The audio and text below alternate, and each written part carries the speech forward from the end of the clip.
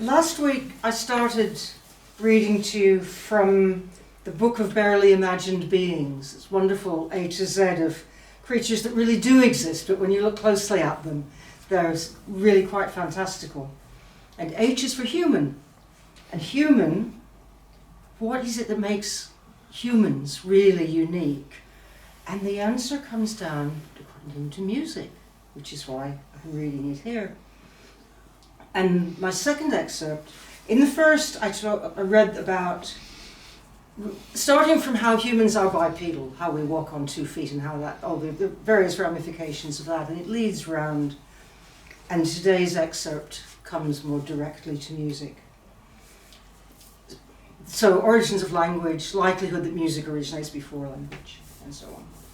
In every human society, music and dance exist in other contexts and serve other purposes, such as rites of passage, spiritual and religious practices, mourning and expressions of solidarity and of sheer collective joy.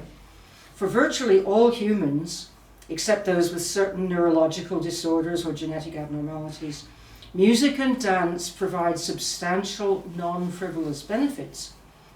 They are above all social activities that enable us to interact and bond by facilitating coordinated movements such as working and marching together, known as entrainment. Music and dance also benefit the individual, manipulating mood and physiology more effectively than words alone can, to excite, energize, or calm us. Mother song to baby and the musical babble of a baby to its parents are where we begin, and a channel of some of the most powerful emotions of which we are capable. And as Oliver Sacks and others have documented, music can act on the brain in subtle, deep ways, helping sometimes even to restore speech and movement to those who have lost them. All this suggests that music is not only essential to our present nature, but has deep roots in the human past. Sometimes, the music of one human culture is almost recognizable as music by people from another who have not heard it before. On occasion, people have disputed that there is a single thing that can be called music. That said, every culture makes something like music, and there are some essential similarities. Just about every culture bases their musical scales around the octave, for example, and most also use the perfect fifth.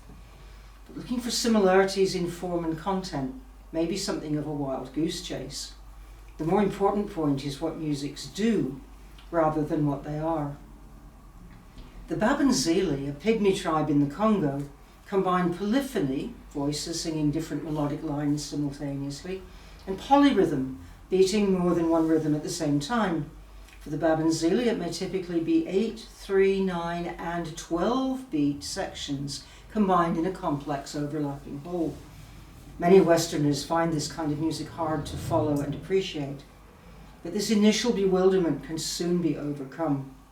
A good place to start, says the anthropologist Jerome Lewis, is to listen first to the forest where the Babanzili live. Various animals, monkeys, songbirds, and others, make different sounds at different times.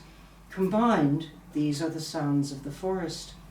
For the Babanzili, polyphony and polyrhythm are ways of echoing and embodying their world, learning its secrets.